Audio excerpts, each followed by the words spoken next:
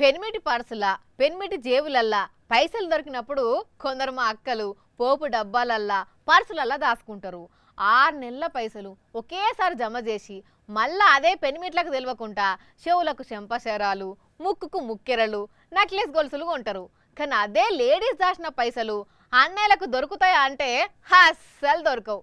సరే, గిసోంటి అన్ని ఇండ్లలో ఉండేటే గాని ఒక్కసారి గిడ ఏం జరిగిందో చూడుండ్రి. దాసి దాసి దయ్యాల పాలు చేసినట్టే అయింది. ఇగో ఇక్కడ కనబడుతున్న తాత కథ.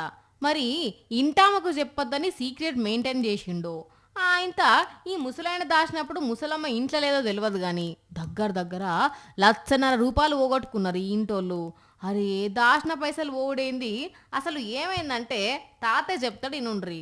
అమ్ముకొచ్చిన డబ్బులు ఇంట్లో 15 కిలోల వడ్లు కర్ర వడ్లు ఉండే ఖరాబ్ అయినాయి. ఆ డబ్బులు తీసుకొచ్చి నేను ఇంట్లో చేసి పొలం పనులకు వెళ్ళినాను. 11 గంటల 20 నిమిషాలకు ట్రాలీ ఆటో చింతగింజలు కొనటానికి ఎవడో వచ్చినాడు. నా భార్యకు నేను ఆ డబ్బులు అందజేసిన సంగతి చెప్పలేదు. భూషణి అన్యాలం పాడుగాను ఇన్నారుల్లో ఏం జరిగిందో. ఈ తాతగారు అంగడికి పోయి ఎడ్లను అమ్మి తెచ్చిన రూపాయలను ఇంట్లో వడ్ల బస్తాలల్లో దాచిపోతే ముసలమ్మ ఆ వడ్ల బస్తాను చింతగింజలోనికి అమ్మిందట.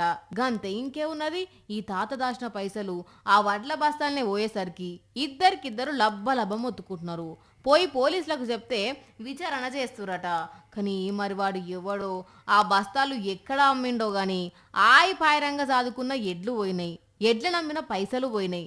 జయశంకర్ భూపాలపల్లి జిల్లా గణపురం మండలం గాంధీనగర్లో ముచ్చటగిది. చూసిండ్రు కదా జనాలు.